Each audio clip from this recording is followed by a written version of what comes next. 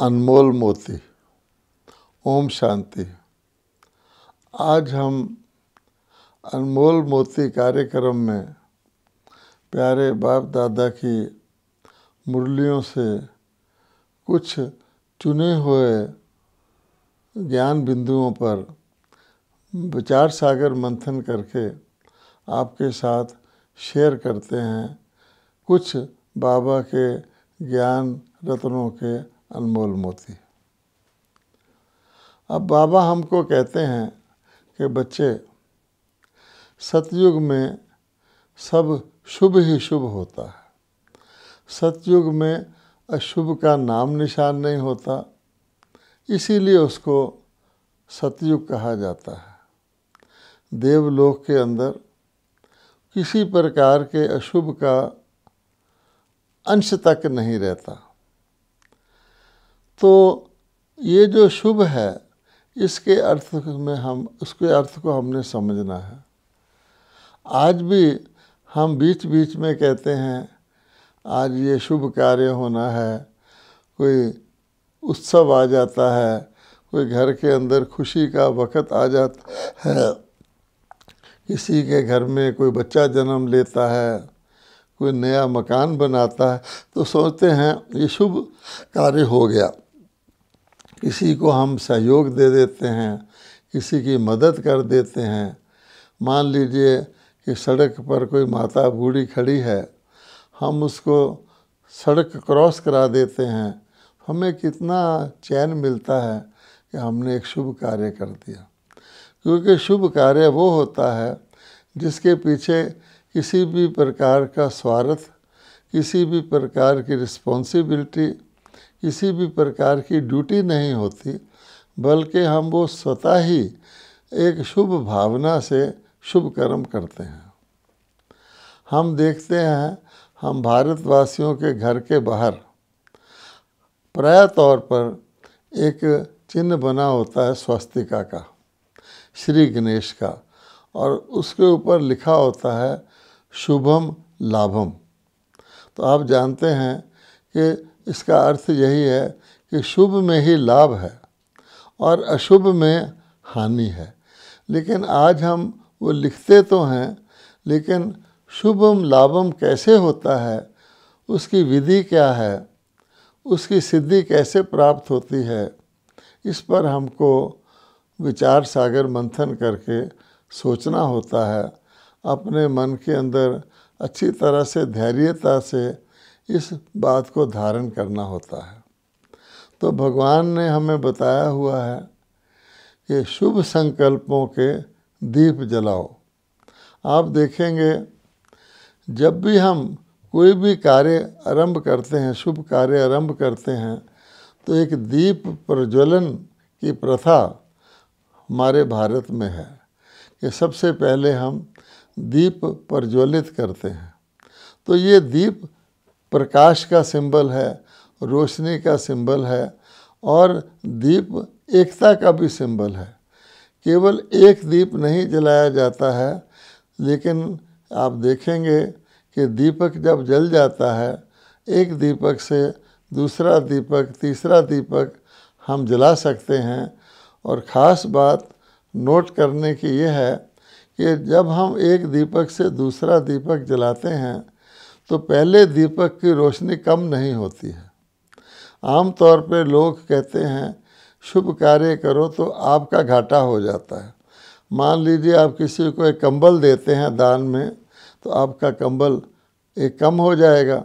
लेकिन भगवान कहते हैं ये शुभ कार्य ऐसा होता है जिसमें वृद्धि ही होती है, आपका घटता नहीं है, बल्कि शुभ कार्य करने से बढ़ता ही जाता है। और इसीलिए एक प्रथा के रूप में आज तक भी चला आता है कि कोई भी हम किसी कार्यक्रम का बिगिनिंग करते हैं, तो उसमें आप देखेंगे हम सरस्वती की वंदना करते हैं। सरस्वती को गॉडेस ऑफ विजडम कहा गया है, और दीप प्रज्वलित करते हैं। अब देखना यह है कि क्या हम दीप जलाते हैं या जगाते हैं। तो बोलचाल की भाषा में भी ये आता है दीप जला दो। और दूसरा हम कहते हैं दीप जगा दो। अब दोनों का अपना अपना अर्थ है और दोनों का अपना अपना महत्व है। जब हम कहते हैं दीप जगा दो तो उससे प्रकाश होता है, और प्रकाश आप जानते हैं अंधकार को दूर करने वाला होता है। जैसे सूर्य है, सूर्य रोशनी देता है, प्रकाश देता है, तो एक सूर्य सारी दुनिया से फिजिकल अंधेरे को दूर कर देता है। ऐसे ही कहा गया है परमात्मा ज्ञान सूर्य है, ज्ञान सूर्य प्रकटा, अज्ञान अंधेर विनाश। लेकिन साथ साथ सूर्य में शक्ति भी होती है। एक होती है लाइट और एक होती है माइट। तो लाइट रोशनी को कहते हैं और माइट शक्ति को कहते हैं। तो सूर्य में शक्ति होती है, सूर्य जलाता भी है। जितना कचरा है, जितना सूखा चीज़ है, उसको सूर्य जलाता है। और हम जानते हैं छोटे बच्चे भी एक लेंस लेकर सूर्य की किरणों से कागज़ को जला के, अग्नि जला के दिखाते हैं। तो हमें दीपक, आत्मा रूपी दीपक को जगाना भी है और उससे अन्य आत्माओं के दीपकों को जगाना है, और साथ साथ हमें दीपक को जलाना भी है। क्योंकि जो कचरा होता है, कूड़ा करकट होता है, आप रोज़ देखते हैं कि मोहल्ले का सफाई करने वाला सारा कूड़ा एक कोने में इकट्ठा करके उसको जला डालता है। तो इसलिए शुभ संकल्पों के दीप जगाओ और अशुभ संकल्पों को जलाओ। तो ये जो भगवान ने कहा है कि शुभ, तो कहा जाता है कर भला हो भला, अंत भले का भला। अब शुभ सोचोगे, शुभ करोगे तो शुभ ही हो जाएगा। आज हम देखते हैं कि मनुष्य के अंदर शुभ सोचने की शक्ति कम हो गई है। अपने लिए भी, दूसरों की तो बात अलग है, अपने लिए भी व्यक्ति आज शुभ नहीं सोच पाता। मान लीजिए किसी कारण से किसी को बीमारी से हॉस्पिटल में एडमिट होना पड़ता है। हम जानते हैं कि कलयुग में हमारे ऊपर पिछले कई जन्मों के पापों का बोझ है, और उन पापों को सज़ा भुगतने के लिए बीच बीच में हमें शारीरिक रोग भी आते हैं। इस जन्म में भी हमारा जो लाइफस्टाइल है वो ऐसा होता है। कई बार तो हमें दिखता है कि हमें ये बीमारी अपने प्रेजेंट जन्म के लाइफस्टाइल के कारण आई है। लेकिन कभी कभी ऐसा भी दिखता है कि प्रेजेंट में तो मैं ठीक चल रहा हूँ, फिर भी मैं एक भीषण रोग से पीड़ित हो गया हूँ। तो बुद्धि तो कहती है कि पिछले जन्मों का कोई कर्म है जिसका मैं फल भोग रहा हूँ। अच्छा, अब किसी व्यक्ति को कहा जाए तो अपना उधार चुकतू कर दे, तो उसको उधार चुकतू करने में हल्कापन महसूस होगा कि चलो मेरा एक बर्डन घटा। हर व्यक्ति कोशिश करता है कि मैं ऋण मुक्त हो जाऊं, तो ये कर्मों का ऋण है। लेकिन उस क्रम में हम शुभ नहीं सोच पाते। जो ही कहा जाता है कि आप हॉस्पिटल में दाखिल होंगे, तो व्यक्ति के मन में, उसके संबंधियों के मन में ये चलना शुरू हो जाता है, कहीं कुछ हो ना जाए, अगर कुछ हो गया तो। और मृत्यु से मनुष्य इतना डरता है आज कि वो सोचता है कि मेरी मृत्यु हो ही नहीं, जबकि हर एक को पता है कि जिसने शरीर लिया है उसने शरीर को छोड़ना ही है। हमें उस परिस्थिति का, उस एग्ज़ामिनेशन को पार करने का इंतज़ाम करना चाहिए या उससे भयभीत होना चाहिए। अगर कबूतर आंखें बंद कर लेता है कि बिल्ली नहीं है, और बिल्ली तो है ना, इसलिए व्यक्ति और उसके रिश्तेदार सोचने लग जाते हैं। वो कहता है अगर मुझे कुछ हो गया तो, और अभी कुछ हुआ नहीं है, और 99% में होता भी नहीं है, व्यक्ति ठीक होके आ जाता है, लेकिन शुभ सोचने की नहीं है। और घर वाले, सारे संबंधी, वो भी स्वार्थवश सोचते हैं अगर इसको कुछ हो गया फिर क्या होगा, फिर क्या होगा, फिर क्या होगा। तो हम जानते हैं अशुभ संकल्प, नेगेटिव थॉट्स बहुत तेज़ स्पीड से चलते हैं। इतनी उनकी तेज़ स्पीड होती है, एक के बाद एक के बाद एक के बाद वो थॉट्स उठते ही जाते हैं और व्यक्ति की मानसिक शक्ति, मनोबल कमज़ोर होता है। तो ये सोचने की बात है कि हमारी शुभ सोचने की शक्ति कहाँ गई, और उसका फ़ायदा तो कुछ नहीं होता। इसको कहा जाता है चिंता, भय, जिसको कहते हैं असुरक्षा, और इस प्रकार की सारी फीलिंग हम खामखा में पैदा करते हैं, केवल इसलिए कि हमारे संकल्प में शुभ सोचने की शक्ति चली गई है। इसलिए भगवान कहते हैं अब शुभ सोचने का फार्मूला क्या है। अब आप देखेंगे कि हमारा ही मन है जो संकल्प करता है, हमारा ही मन संकल्प करता है। और अगर हम ये समझ जाते हैं कि मुझे शुभ संकल्प करना है, शुभ में ही कल्याण है, शुभम लाभम है, तो एक शुभ संकल्प क्या नहीं कर सकता।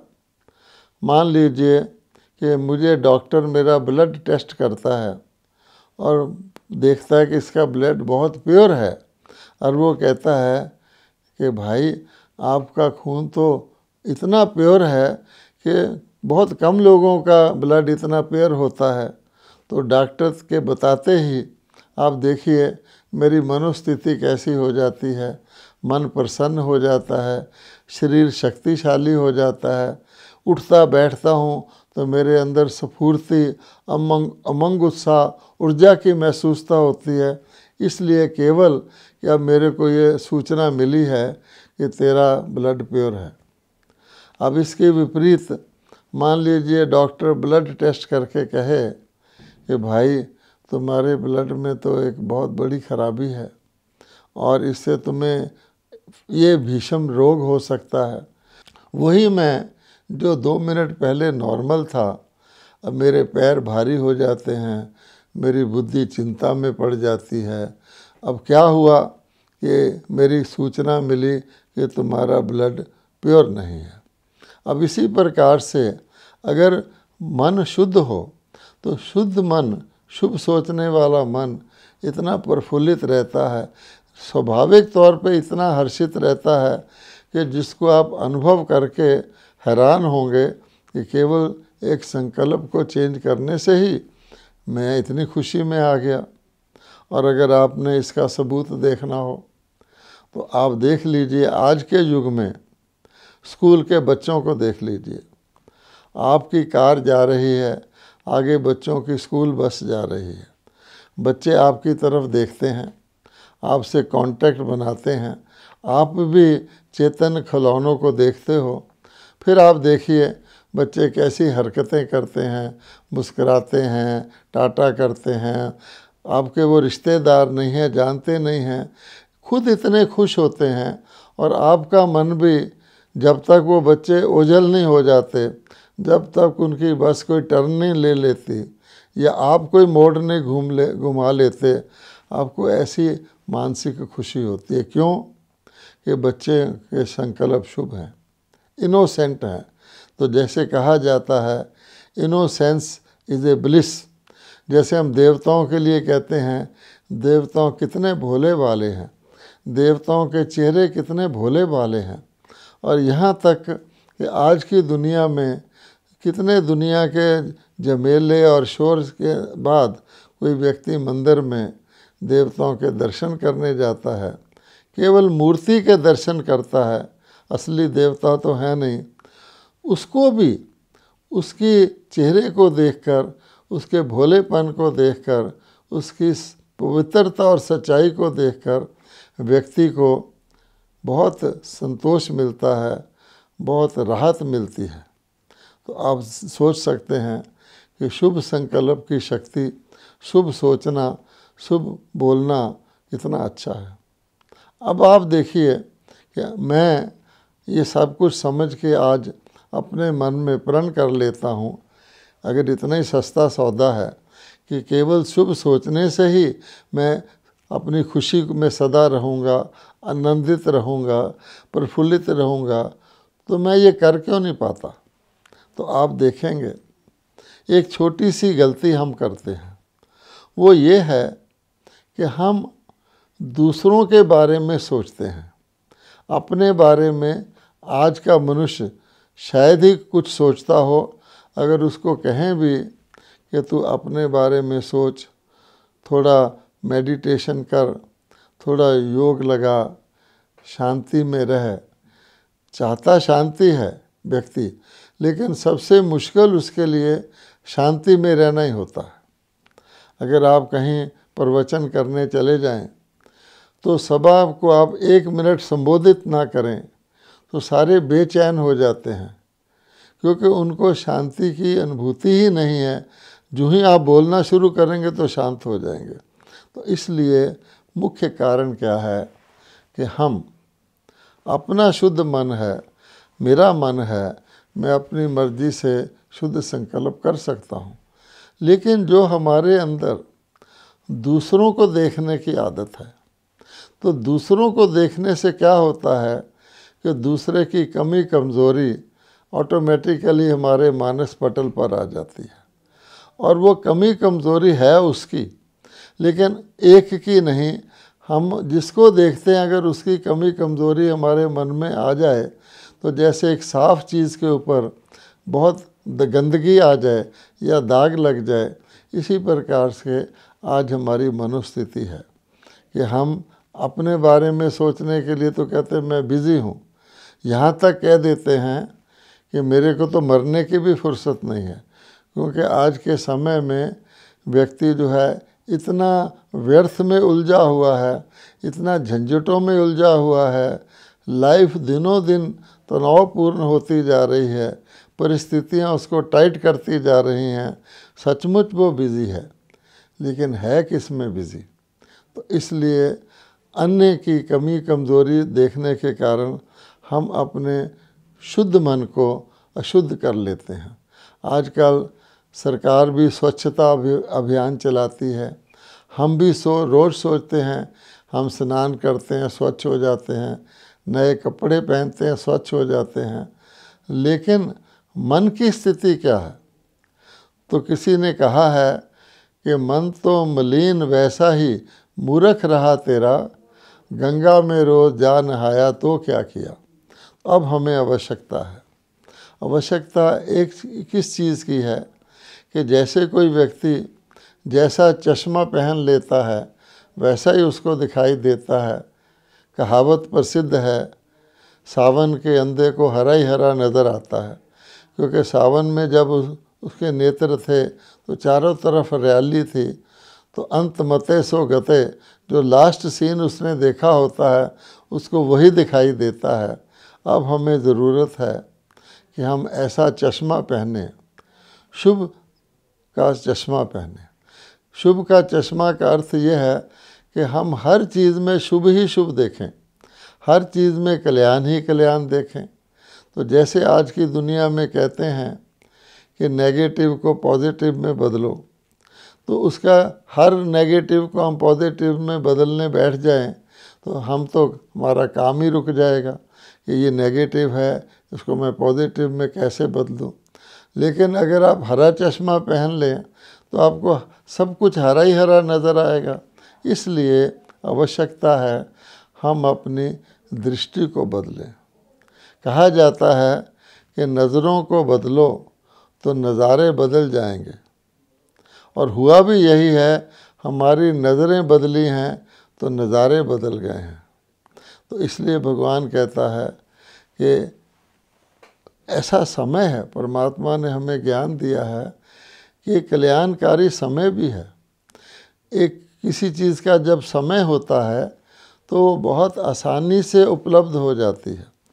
किसी भी फल का समय आता है तो फल अथाह मिलता है, ढेर मिलता है।